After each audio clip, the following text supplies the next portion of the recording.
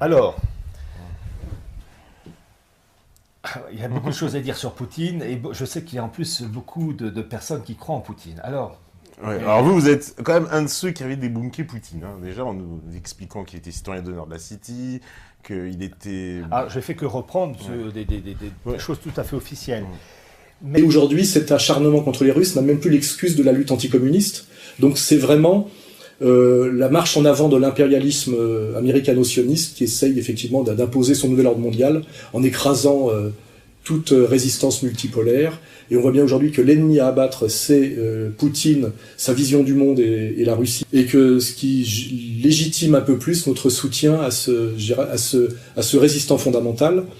Et là, je ferai une petite remarque pour Pierre Hillard. Récemment, un diplomate américain de premier plan a bien dit que Poutine, par sa résistance à l'opération, je dirais, ukrainienne, avait trahi le nouvel ordre mondial. L'annexion par la Russie de la Crimée semble signifier la fin d'une période de 25 ans, dont la marque fut un effort pour amener la Russie à un alignement accru sur les objectifs et traditions euro-atlantiques. L'adhésion de la Russie au nouvel ordre mondial, bien que problématique, a été l'une des grandes réalisations de l'après-guerre froide. Les Américains doivent comprendre que le défi auquel ils sont confrontés est celui d'une Russie qui n'est plus intéressée par ce que l'Occident lui a offert ces 25 dernières années. La fin du nouvel ordre mondial, Christopher Hill, 21 avril 2014. Hein. Donc nous nous en réjouissons. Et effectivement, ça justifie qu'on ait placé un peu nos espoirs dans Poutine. Effectivement, il trahit le nouvel ordre mondial, et tant mieux. Voilà. que toute la politique de Poutine euh, correspond au mondialisme. Parce que Poutine veut... Alors, il faut lire le discours de Valdai, qui est très intéressant. Poutine veut l'instauration d'union régionale. Et ma foi, je vais reprendre ce que j'ai écrit dans une note de bas de page. Il faut que je retrouve le passage.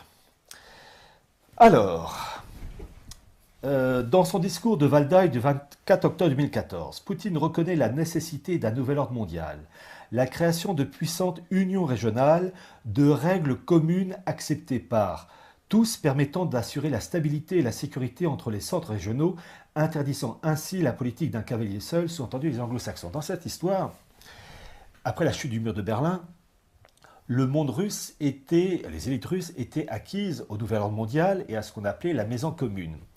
Mais les anglo-saxons ont trahi, c'est pas le monde russe, quand je dis monde russe, les élites russes, c'est les élites anglo-saxonnes qui ont trahi les engagements pris au lendemain de la chute du mur de Berlin, puisqu'il était dit, entre autres, que l'OTAN ne devait pas progresser vers l'Est. Ouais. Donc il y avait un partage du gâteau. Dans cette histoire, ce sont les Russes qui ont été trompés, enfin les élites russes, parce qu'il faut toujours faire une distinction, et ce sont les élites anglo-saxonnes qui ont trahi les engagements qui avaient été entre autres adressés à Gorbatchev, que les armées de l'OTAN n'allaient pas aller jusqu'à Saint-Pétersbourg, jusqu'en Estonie, et jusqu'en Roumanie, Bulgarie. Donc dans cette histoire-là, ce sont les anglo-saxons qui marchent sur les plates-bandes des élites russes, parce que dans cette histoire du nouvel ordre mondial et de la maison commune qui avait été établie au lendemain de la chute du mur de Berlin, il y avait ce qu'on appelle une répartition des zones d'influence et des intérêts. Je te donne ça, tu me donnes ça. Et dans cette histoire, les élites anglo-saxonnes marchent sur les plates-bandes des élites mondialistes russes, qui ruent dans les brancards. Et je les comprends, puisque les accords ont été violés par les anglo-saxons.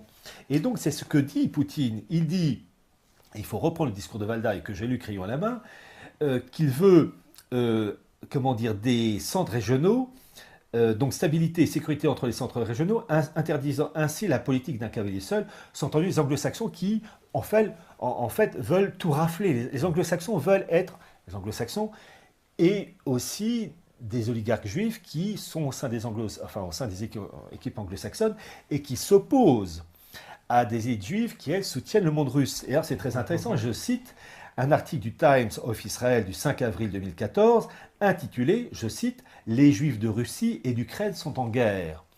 Et cet article très intéressant dit que les élites juives d'Ukraine, soutenues par l'Occident, sont en guerre contre les Juifs de Russie qui, eux, soutiennent Poutine. En fait, on assiste dans cette histoire à des guerres entre clans juifs, entre les juifs libéraux, les juifs orthodoxes ou Lubavitch. D'ailleurs, c'est très intéressant de savoir que c'est le rabbin Lubavitch Ber Elazar qui est du côté de Poutine. En fait, ce sont des rivalités entre clans juifs au nom de la Russie, au nom de l'Ukraine, au nom de l'Union européenne, au nom du monde anglo-saxon.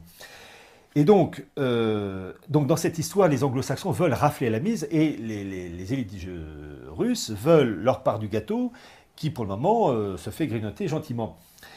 Donc j'ajoute ceci, il veut à sa manière gérer efficacement le nouvel ordre mondial, pas le détruire. Il le dit bien, Poutine, dans son discours de Валдай, il ne veut pas l'anéantissement du nouvel ordre mondial, il veut au contraire le gérer. Этот опыт и в дальнейшем, как при решении локальных, так и глобальных проблем. Какой может быть правовая, политическая, экономическая основа нового миропорядка, которая обеспечила бы стабильность и безопасность, и при этом поощряла бы здоровую конкуренцию, не допускала формирования новых монополий, блокирующих развитие. Et d'ailleurs, il a lancé la communauté économique eurasienne, qu'il veut Union eurasienne supranationale, document officiel qu'on trouve sur les sites de l'AFP russe, enfin bon, la version AFP russe. Mais simplement, cette union eurasienne qui veut supranationale, avec pour le moment la Russie, le Kazakhstan et la Biélorussie, eh bien, se fait bouffer par le monde anglo-saxon qui veut étendre son... En fait, c'est Océania qui bouffe le parterre d'Eurasia qu'on voit dans le bouquin de 1984. Bonjour à tous, donc voilà, aujourd'hui je vais faire une vidéo sur Poutine, la Russie et le nouvel ordre mondial, parce que j'en ai un peu ras-le-bol de voir cette pseudo-dissidence en fait appelée à soutenir Poutine, alors que Poutine en fait est complètement part du nouvel ordre mondial. C'est assez bizarre qu'on révèle pas toute la vérité. Voilà, il suffit de s'en référer aux faits, c'est pas très compliqué, de regarder un peu ce qui se passe, de regarder les éléments du passé, parce qu'on a déjà eu deux guerres mondiales, donc il y en a une troisième qui se profile, mais il faudrait peut-être un petit peu regarder ce qui s'est déjà passé pour comprendre un peu ce qui se passe actuellement. Voilà. Donc là, ça fait presque 15 ans que Poutine et Medvedev sont au pouvoir en Russie, et on sait très bien, c'est quand même pas difficile à voir, que Poutine et Medvedev sont soutenus en fait par les oligarques. Parce qu'en Russie, en fait, plus qu'ailleurs, il y a des disparités entre les riches et les pauvres. Il y a à peu près 110 oligarques en Russie qui contrôlent en fait plus d'un tiers de la richesse russe. Voilà. Il faut pas être très intelligent pour comprendre que si jamais Poutine allait contre les oligarques, et si même il allait contre le nouvel ordre mondial, Poutine serait déjà mort. Voilà. Tout le côté pseudo-chrétien, tout le côté pseudo-anticorruption de Poutine, c'est du théâtre. C'est comme l'UMP et le PS. Enfin, il y a un moment où il faut ouvrir les yeux. Il y a peut-être deux camps, mais c'est deux camps qui pensent la même chose. Voilà. Sauf que d'un côté, en fait, on a les États-Unis et l'Europe qui, en fait, sont capitalistes, mais vont vers le socialisme. Et de l'autre côté, en fait, on a donc l'URSS qui, depuis la chute du mur, va vers en fait plus de capitalisme. Voilà. Donc ça permet en fait d'arriver à une convergence, comme beaucoup de personnalités du nouvel mondial l'ont dit. Ça permet en fait d'arriver à une convergence qui permettra en fait de fusionner l'Est et l'Ouest. Voilà, c'est ça la technique. En fait, le nouvel mondial, c'est un système hybride qui mêle à la fois donc le capitalisme en fait pour les grands groupes financiers, les grands groupes capitalistes mondiaux, donc qui permettent en fait aux élites en fait de contrôler en fait toute la richesse mondiale. Et pour le peuple, par contre, c'est le communisme en fait. Le crash économique qui arrive en Europe et aux États-Unis, c'est bien entendu voulu. C'est pour permettre un rééquilibrage en fait avec les pays émergents. Voilà, donc c'est un peu les pays BRICS face en fait à l'Europe et aux États-Unis qui sont des pays plus riches. Donc en fait il y a un rééquilibrage au niveau économique qui va permettre en fait d'installer une monnaie mondiale. Voilà, une économie mondiale. Donc, on va voir un petit peu le cas de Poutine. Poutine, il faut savoir que Poutine est juif. Sa mère qui s'appelle en fait Maria Ivanovna Shalomova. Et son père donc qui a pour nom de famille Epstein. Donc ça a été prouvé en fait dans une interview d'un des oligarques les plus importants de Russie, qui s'appelle Abramovich. Donc dans une interview en 2005, il a dit que si Poutine le souhaitait, il pourrait être citoyen israélien. En prenant l'avion pour Paris, j'étais dans l'avion avec Alexandre Adler, qui m'a fait la grande révélation que le père de Poutine, en fait, tenez-vous bien, était un juif. Était agent du KGB, Il a notamment travaillé en Allemagne de l'Est. Voilà. Il est devenu en fait lieutenant-colonel du KGB, où il est resté jusqu'en 91. Puis il a obtenu en fait des responsabilités au Kremlin, avant d'être nommé en fait à la tête du FSB en juillet 98. Un an plus tard, donc en août 1999, il reçoit donc coup à coup beaucoup de promotions. D'un coup, en fait, il devient l'homme important de la Russie en quelques mois. La vraie raison, en fait, c'est que Poutine, en fait, a rencontré deux grands oligarques russes. Donc c'est Abramovitch et Berezovsky. Donc Berezovsky, en fait, Poutine a été voir plusieurs fois Berezovsky en Espagne de manière illégale. Donc il était à l'époque chef du FSB, il allait retrouver Berezovsky en bateau là-bas. Donc ça a été noté en fait par les renseignements espagnols. Il l'a retrouvé là-bas en fait pour préparer en fait son ascension au pouvoir. Berezovsky, qui avait déjà mis au pouvoir Helsin, donc demande à Helsin de déposer le pouvoir, de quitter le pouvoir en faveur de Poutine. Donc c'est ce qu'il fait le 31 décembre 1999, alors que tous les Russes s'attendaient à ce que le président leur souhaite des vœux de bonne année. Le président Helsin annonce qu'il quitte le pouvoir et qu'il donne ce pouvoir, donc le pouvoir présidentiel, à Vladimir Poutine. Quelque chose d'intéressant à noter, c'est que 10 jours avant que Poutine prenne le pouvoir, donc c'était en décembre 99, le 20 décembre je crois, donc Poutine, en fait, face à une assemblée du FSB, a déclaré que le FSB attendait depuis longtemps de prendre le pouvoir et que maintenant c'est chose faite. Donc en fait il a dit ça devant le FSB, donc 10 jours avant de prendre le pouvoir, alors que donc personne ne savait encore qu'il allait prendre le poste présidentiel en Russie.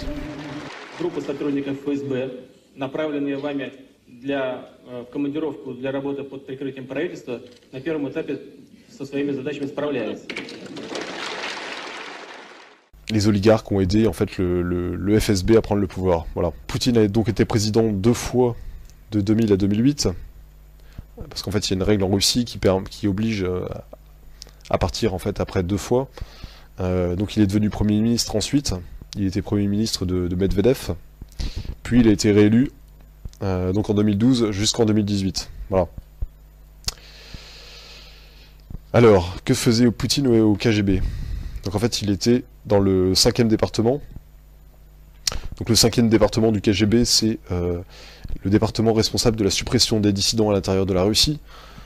Donc voilà, faut bien comprendre que Poutine a du sang sur les mains, enfin c'est pas anodin. D'ailleurs ça a été vérifié avec le meurtre de Litvinenko, donc c'est un ancien agent du FSB. J'ai une citation intéressante de Konstantin Preobrazhensky, donc c'est aussi un ancien agent du FSB, donc il a dit ça le 27 novembre 2006 à CNN. Il a dit « Je n'ai pas d'hésitation en disant qu'il a été tué par Vladimir Poutine, qui le considérait comme son ennemi personnel. Poutine est très vulnérable à la critique. Il a un complexe d'infériorité.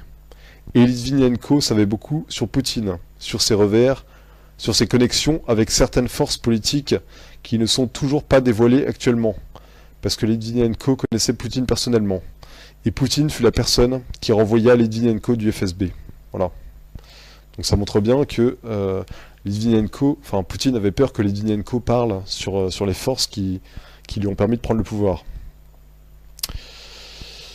Il n'y a rien d'étonnant à noter sur le fait que plus de 90% des hommes politiques et de l'administration de Poutine viennent justement des services de sécurité et des services secrets, donc notamment le KGB et le FSB. Voilà.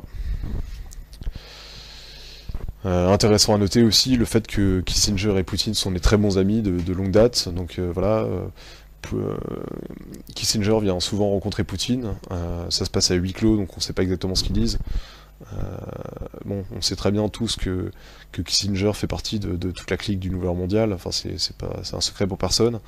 C'est quand même intéressant de voir voilà, qu'il rencontre souvent Poutine. Je dirais que Vladimir Poutine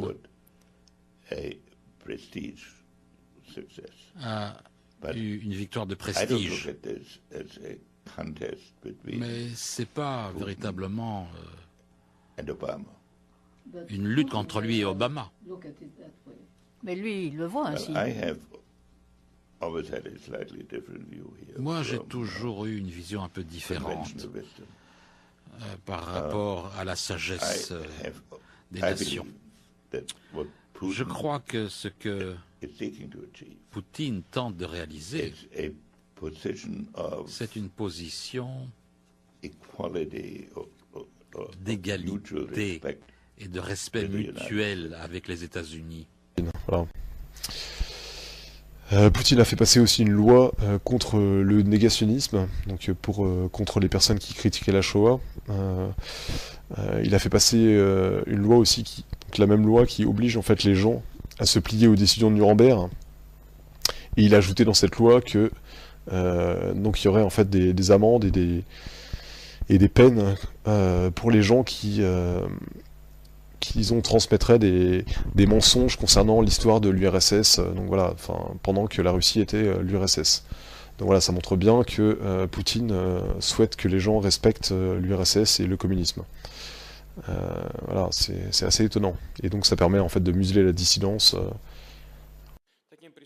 Ce genre de crimes ne doivent ni ne peuvent être prescrits.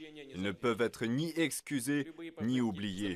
Toute tentative de taire ces événements, de modifier ou de réécrire l'histoire est inadmissible et immorale. Très souvent, c'est l'envie de cacher sa propre honte qui est à l'origine de ces tentatives. Par lâcheté, hypocrisie ou trahison. Toute complicité, directe ou indirecte, avec les crimes nazis est injustifiable. Or, les faits historiques sont irréfutables. Ils témoignent que les bandéristes et autres collaborateurs, que les complices d'Hitler ont eux-mêmes participé à l'extermination du peuple juif, à l'élimination des juifs de Lviv, d'Odessa, de Kiev et d'autres villes ukrainiennes. Maintenant, on va un peu étudier Dimitri Medvedev. Donc Dimitri Medvedev, c'est quand même la personne avec Poutine qui forme le tandem au pouvoir depuis 15 ans. Donc en fait, Dimitri Medvedev a aussi une mère juive. Voilà, sa mère a été vue plusieurs fois donc à la synagogue de Moscou, donc il n'y a aucune question à avoir là-dessus. Ce qui est marrant, c'est que, étant donné que c'est pas très bien vu d'être juif au pouvoir actuellement, en Russie, vu ce qui s'est passé avec le communisme, où comme l'a dit Poutine, 80% des chefs communistes étaient en fait des juifs.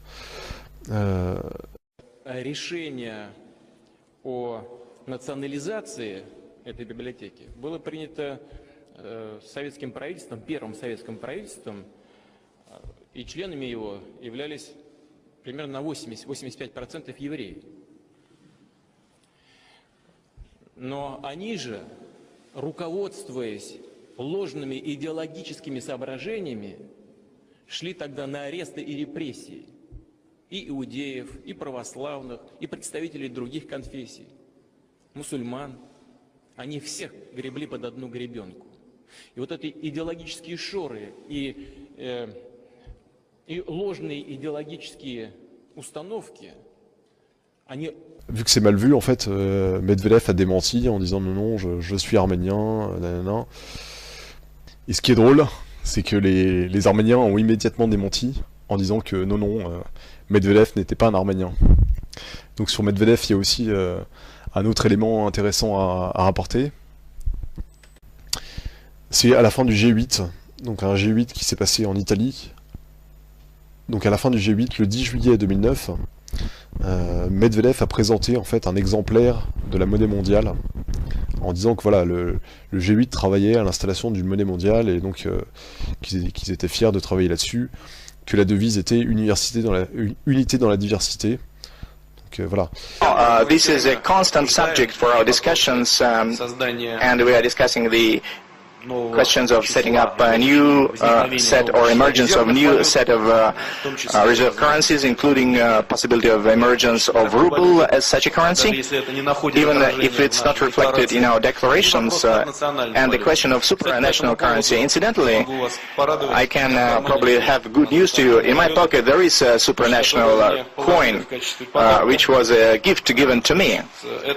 And this is one unit of testing, probing unity and diversity it's referred to, and it's referred to as international currency, United Future World Currency.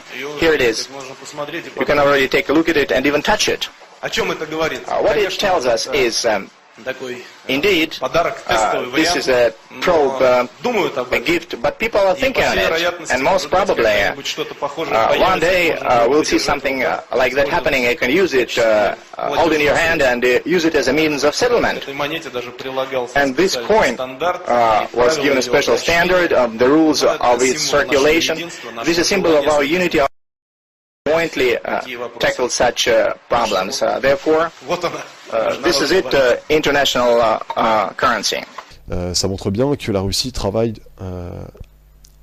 avec les grandes nations du G8, dont la France, dont les États-Unis, pour en fait faire advenir une monnaie mondiale.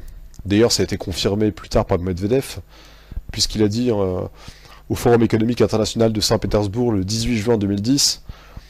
Donc je cite, « Nous vivons vraiment un moment unique et nous devons l'utiliser pour construire une Russie moderne, prospère et forte, une Russie qui sera cofondatrice d'un nouvel ordre économique mondial. » Donc voilà, il dit cofondatrice, ça veut dire qu'il travaille main dans la main, c'est clair. Voilà. Bon, maintenant je vais parler un petit peu de l'église orthodoxe, parce qu'il y a beaucoup de gens qui disent oui, mais Poutine, quand même, c'est un chrétien, Poutine, il défend les chrétiens, voilà, il est pour, c'est un conservateur, voilà, c'est quelqu'un de bien. Je vais vous montrer un petit peu ce qui se passe vraiment. Donc alors, donc qui est le chef de l'église orthodoxe? Donc actuellement, donc en fait, c'est le patriarche Cyril depuis février 2009. Ce qui est intéressant, c'est qu'en fait, dans les archives soviétiques qui ont été révélées, on a appris que c'était un agent du KGB. Tout comme son prédécesseur, Alexei. Voilà, Alexei, il avait comme nom de code Drozdov. Et le nom de code du patriarche Cyril, donc le patriarche actuel, c'est Mikhailov. Voilà. Donc les deux sont des agents du KGB. Voilà. Ce qui est marrant, c'est que les deux autres candidats qui ont été présentés lors de l'élection face au patriarche Cyril, donc ils étaient 3 candidats, étaient donc les 3 étaient en fait les 3 candidats étaient donc des anciens, des agents du KGB. Voilà, je vais faire un petit lapsus. J'ai dit des anciens. C'est marrant de noter que même Poutine lui-même disait qu'en fait on ne quitte jamais le KGB. On quitte le KGB que les pieds devant. Donc ça montre bien, quand on a un officier du KGB, c'est jusqu'à la mort. C'est pas comme ça, on arrête parce que l'URSS s'est effondré. C'est jusqu'à la mort. Voilà. Donc c'est intéressant de noter que le patriarche Cyril donc est très œcuménique, voilà, donc en fait il pousse vers une religion mondiale. C'est pas quelqu'un qui vit dans la pauvreté, étant donné que le Moscow News a dévoilé sa richesse à environ 4 milliards de dollars. Donc il a gagné sa richesse principalement grâce à l'import de cigarettes. D'ailleurs il y a eu des scandales, beaucoup de scandales à propos du patriarche, notamment pour une photo où on le voyait avec une montre à 30 000 €. Donc bon, il a essayé de photoshopper la photo, mais bon, c'était trop tard. On sait aussi qu'il a une villa en Suisse. Enfin, c'est quelqu'un qui vit vraiment très bien. Voilà. Il faut noter aussi que c'est un des créateurs de la théologie de la libération, donc qui a été dénoncé d'ailleurs par le cardinal Ratzinger, donc qui est devenu ensuite Benoît XVI. Donc la théologie de la libération qui s'est implantée en Amérique du Sud, donc c'était un moyen de subversion soviétique. C'est-à-dire qu'en fait c'était un mélange en fait de communisme, de lutte des classes et de pseudo-religion. Donc en fait c'était un moyen de retourner en fait le peuple vers le communisme. Voilà. Donc ce patriarche est un des fondateurs de cette théorie. On peut noter aussi qu'en 1975, donc le patriarche Cyril a nié et condamné la lettre d'un confrère russe qui parlait de persécution de chrétiens en URSS. Voilà. Donc c'est quand même ça montre bien que cette personne est complètement vendue au pouvoir et qu'elle est là juste en fait pour donner une bonne image à Poutine, pour voilà, c'est du décor, c'est du semblant. Voilà. Maintenant qu'on a vu le côté chrétien, on va voir le côté juif. Donc une des personnes les plus proches de Poutine s'appelle Berel Lazar, donc c'est un rabbin Lubavitch. Il a été introduit donc en Russie par le KGB. Et ce qui est intéressant à noter, c'est qu'en fait, il est italien d'origine, il a vécu aux États-Unis. Lorsqu'il était aux États-Unis, il a soutenu Bush pendant les élections. Voilà.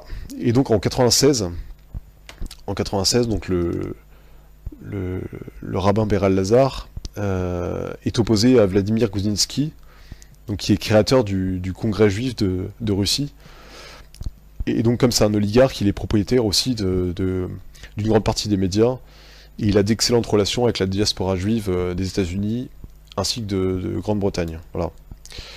Donc en fait, ce que fait le rabbin Lubavitch, c'est qu'il supporte Poutine à l'étranger. En fait, il fait une propagande pro-Poutine. Et en fait, il est présenté donc à Poutine par deux oligarques, donc Berezovsky et Abramovich. Donc c'est toujours les mêmes, ceux qui ont permis en fait à Poutine de prendre le pouvoir. Donc ces deux oligarques qui sont aussi donc Lubavitch présentent le rabbin à Poutine. Et donc Poutine ouvre les portes du Kremlin donc à Beral Lazar et au Lubavitch lors de leur fête annuelle en 2000. Donc ça ne s'est jamais vu auparavant.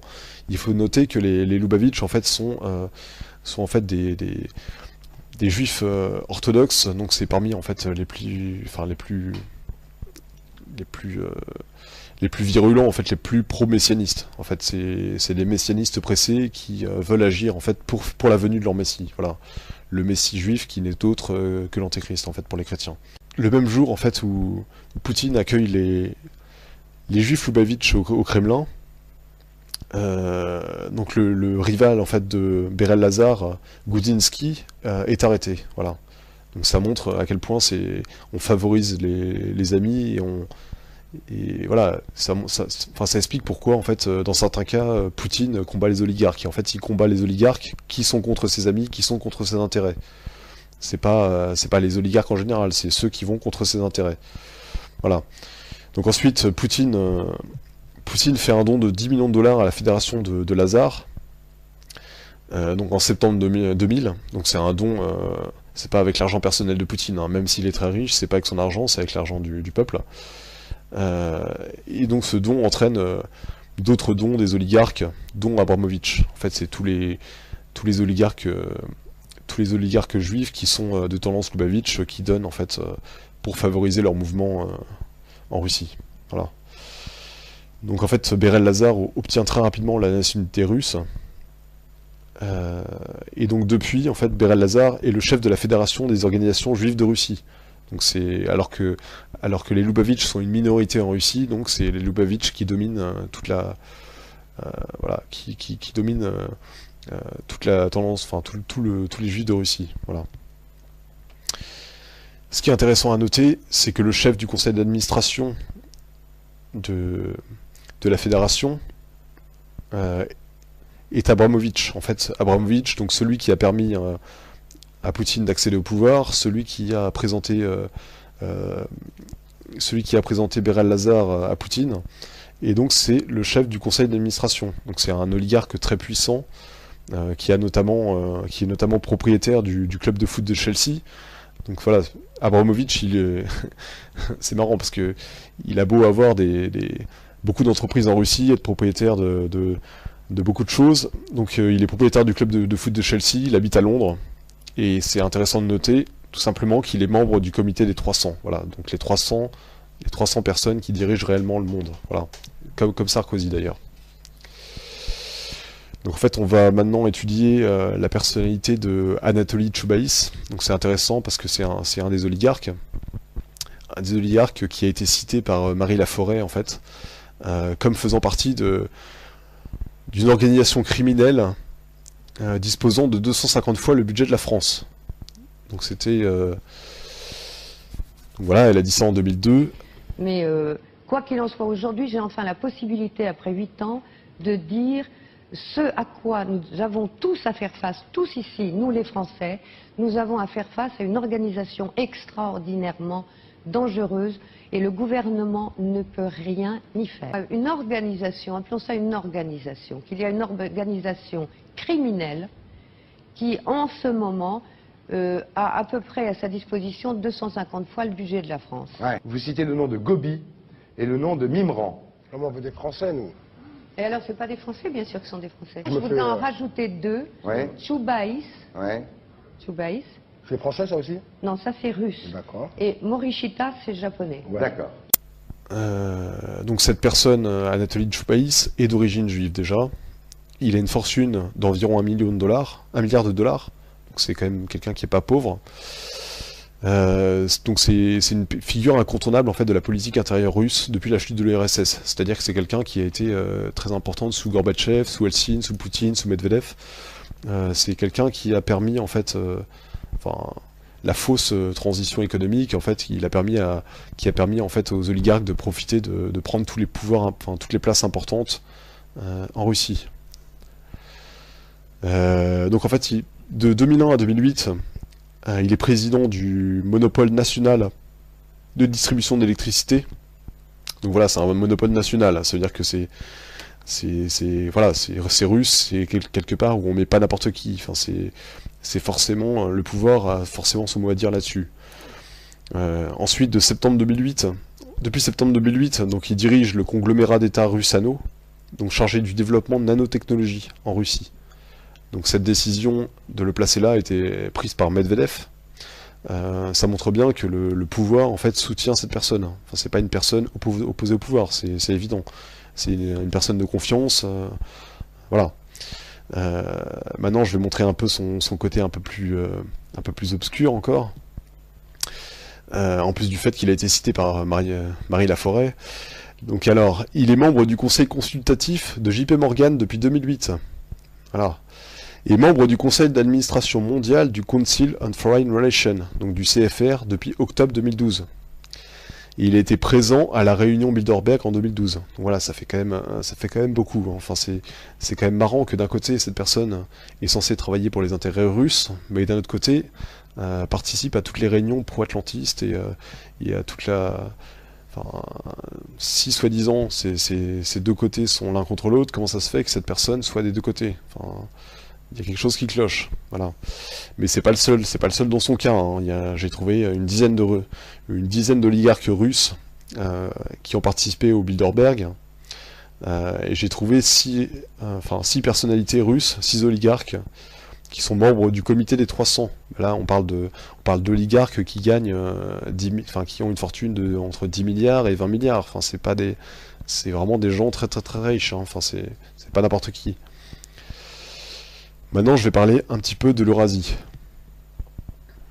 Donc voilà, enfin l'Eurasie, c'est censé, pour certains dissidents, être le panard. Enfin, je vais vous expliquer pourquoi c'est pas du tout dans notre intérêt. En fait, l'Eurasie, c'est un des noms qu'a choisi Orwell dans son livre 1984 pour désigner donc les 3 continents. Donc les 2 autres, c'est l'Océania et l'Estasia.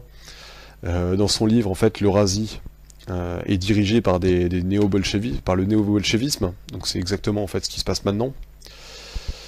Voilà. Donc en fait c'est juste un des blocs continentaux. Enfin c'est la technique des élites en fait au lieu de directement en fait passer des pays à une union de tous les pays en un gouvernement mondial, hein, en fait ils y vont par étapes, c'est-à-dire qu'ils font plusieurs grands blocs continentaux pour fusionner ensuite ces blocs. En fait c'est l'étape où on est actuellement. C'est pour ça qu'on parle beaucoup du marché transatlantique, du marché transpacifique, de l'ALENA, du Mercosur, de l'Union Européenne, des BRICS. Voilà, l'Eurasie c'est juste un des blocs supplémentaires, ça permet de brouiller les cartes des nations, ça permet de faire croire que les nations s'est dépassé. Voilà, c'est juste ça. Donc cette théorie géopolitique, en fait, c'est surtout Dugin qui est connu pour en parler. En fait, c'est beaucoup plus ancien. En fait, Dugin, pour moi, c'est un Brzezinski russe. C'est-à-dire que c'est un théoricien de la lutte contre de l'atlantisme, alors que de l'autre côté, on a un Brzezinski qui est théoricien de l'expansion atlantiste. Moi, personnellement, ça me rappelle beaucoup la Deuxième Guerre mondiale, où on avait on avait deux camps qui étaient inspirés d'un côté par Marx, donc pour le côté russe, et d'un côté par Nietzsche pour le côté allemand. Enfin, voilà. C'est-à-dire qu'on avait, à chaque fois, c'est des feux théoriciens qui viennent en fait donner une idéologie pour permettre en fait aux gouvernants d'être suivis par la foule. Voilà, c'est un peu pour vulgariser l'idéologie et être suivi, enfin permettre une propagande plus importante et plus ciblée sur le peuple. Voilà. Moi j'ai noté aussi personnellement que le symbole du mouvement eurasiatique de Dugin était donc une étoile à 8 branches, donc c'est un symbole occulte connu qui est appelé l'étoile du chaos. Donc c'est quand même marrant de choisir un symbole occulte comme ça. On sait également que le parti eurasiatique est financé par le Kremlin et que Poutine est très proche de Dugin. Voilà. Il faut noter aussi que ce qu'a dit Dugin dans une de ses interviews, donc il dit qu'en fait il faut une grande mission pour la Russie, et qu'en fait cette grande mission est que la Russie envahisse l'Europe. Voilà. Depuis de nombreuses années, je réfléchissais au problème de l'idée nationale. Et récemment, en analysant des événements qui se déroulent dans le monde, en visitant de nombreux pays européens, j'ai eu une idée comment résoudre ce problème de l'idée nationale. Je vais l'exprimer ici en tant que proposition ou comme une hypothèse, et ce sera à la société et en premier lieu à l'État d'en juger, de l'admettre ou de la rejeter. L'idée est la suivante. Nous devons envahir l'Europe, la conquérir et l'annexer. Par ailleurs, nous avons déjà une expérience d'une telle expansion en Europe. Lors de la période soviétique, lorsque nos partis communistes, comme le Troisième International, le Comintern ou Communiform, faisaient de très bons résultats d'infiltration au sein de parlementaires de pays européens. Oui, c'était un instrument de notre politique étrangère. Aujourd'hui, les temps ont changé et nous ne sommes plus un pays communiste. Cependant, rien n'empêche qu'on se trouve de nouveaux alliés. Actuellement, si nous proposons comme une idée nationale l'annexion de l'Union européenne par l'Union eurasienne, l'expansion vers l'Europe, alors nous pourrons vraiment nous réunir autour d'un but véritablement grand. Vous vous rendez compte? Annexer l'Europe, ça c'est russe. Je l'expliquerai plus longuement dans une autre vidéo, mais en fait ce plan-là, c'est le plan du KGB, c'est un plan à long terme. Et en fait ce que dit Dugin en fait n'est que le reflet de la pensée du KGB. Voilà, c'est juste ça. Je vais parler rapidement maintenant des BRICS. Voilà, les BRICS, donc c'est le Brésil, la Russie, l'Inde, la Chine et l'Afrique du Sud. Voilà, ce bloc-là en fait fait des fréquents appels à installer un nouvel ordre mondial. Il parle aussi en fait de changer la monnaie de réserve du dollar pour installer leur monnaie. Ça c'est juste aussi une propagande pour familiariser les gens avec le fait que le dollar c'est terminé et qu'on va passer à quelque chose d'autre. En fait on va passer à une autre monnaie qui sera en fait soi-disant amenée par le bon côté, c'est-à-dire le côté russe. Le côté russe et chinois, donc en fait il faut bien comprendre dans cette perspective, c'est l'Est en fait, l'Est où le soleil se lève, c'est le renouveau. La Banque centrale russe fait partie des 60 banques centrales sous le contrôle de la Banque de règlements internationaux. Donc en fait cette banque, c'est la banque centrale des banques centrales. La Russie en fait partie depuis 1996, donc c'est-à-dire que tous ces flux monétaires sont complètement dirigés par cette banque. C'est-à-dire que la Russie ne peut pas faire ce qu'elle veut. Si jamais l'Ouest trouve que la Russie va trop loin, il peut la couler en 2 minutes. Vu que étant donné que cette banque dépend principalement à la base de la Banque d'Angleterre et de la Banque de France, on peut très bien couper les vivres en fait à la Russie. C'est absolument pas ce que veulent les élites. Hein. Enfin, c'est pas du tout. C'est pas du tout ce qui est voulu. Cette banque des règlements internationaux, comme l'avait dit Quigley dans son livre, c'est vraiment l'apex, enfin c'est le sommet du système. C'est vraiment eux qui dirigent tous les rênes financiers. En guise de conclusion, en fait, je dirais que Poutine est à la fois donc la marionnette des rabbins Loubavitch, puisqu'ils lui ont permis de prendre le pouvoir. Donc en fait, ils attendent ils attendent une aide de la part de Poutine, en guise de récompense, ainsi que de la franc-maçonnerie juive. Donc la franc-maçonnerie juive, qui a aussi à sa tête les Lubavitch. Les Lubavitch, en fait, ne sont rien que les pharisiens des temps modernes. C'est ce que Jésus a appelé la synagogue de Satan. Rien d'étonnant au fait que les présidents russes aient placé à tous les postes des oligarques Lubavitch, et que Poutine ait placé aussi dans son entourage, dans tous les postes administratifs, des anciens officiers du KGB, puisque comme on l'a vu, le KGB était en fait complètement infiltré par la franc-maçonnerie. Donc en fait il faut absolument rien attendre de Poutine, ce serait complètement stupide de penser que Poutine est le sauveur de l'Occident. Il faut pas se fier à la fausse façade de moralité de la Russie, alors que nous en fait on est complètement détruit au niveau des valeurs, mais ça c'est volontaire, c'est une subversion, une démoralisation en fait communiste qui agit avec l'aide de la franc-maçonnerie en Occident. Donc d'un côté en fait on détruit l'armée, on détruit les mœurs, et on publie des scandales. C'est grâce à Wikileaks, à Assange d'ailleurs, qui est en Russie, alors que de l'autre en fait on donne dans les médias soi-disant dissidents une image de la Russie forte avec des valeurs, et on renforce l'armée, alors qu'en France on fait tout pour détruire l'armée bizarrement, alors qu'on veut rentrer en conflit. Enfin, on voit vraiment la traîtrise des élites occidentales. Il faut pas se fier en fait à cette belle image qu'on nous donne de la Russie. Moi ça me rappelle vraiment la Révolution française, où plein de nobles se faisaient avoir par le discours des Lumières, comme la Révolution russe aussi, où des gens ont pensé que ça allait peut-être améliorer leurs conditions. Forcément les élites ils vont pas nous montrer le mauvais côté de la Russie, si c'est la Russie qui doit diriger le nouvel ordre mondial, c'est logique. Il faut forcément que le nouvel ordre mondial donne envie aux gens. Donc c'est pour ça que en fait l'ancien ordre mondial, donc l'Occident, qui se fait détruire parce qu'il est chrétien et que c'est l'ennemi des Juifs, est déprécié. Donc en fait on montre une Russie complètement forte et largement supérieure à l'Occident, parce que justement le but c'est d'écraser l'Occident. Voilà, j'espère que vous avez compris la stratégie. Donc le but de tout ça, c'est la victoire facile de la Russie contre l'Occident, qui est détruit de l'intérieur en fait. Et en fait pour provoquer une installation rapide d'un nouvel ordre mondial communiste. C'est-à-dire qu'avant même d'avoir été attaqué physiquement, militairement, l'Occident est déjà détruit. Est-ce qu'il y a beaucoup de gens, vous pensez, si jamais on est appelé par François Hollande pour aller se défendre la France, vous pensez que les gens sont vraiment volontaires pour aller combattre? Moi je pense pas. Je pense que là on est tellement démoralisé et qu'on confond tellement le pouvoir en place avec la France que voilà, on est complètement le peuple français est complètement démoralisé. Pour moi en fait les élites utilisent en fait la technique de Sun Tzu, quand il dit en fait remporter sans victoire et en 100 combats n'est pas ce qu'il y a de mieux. Soumettre l'ennemi sans combattre est ce qu'il y a de mieux.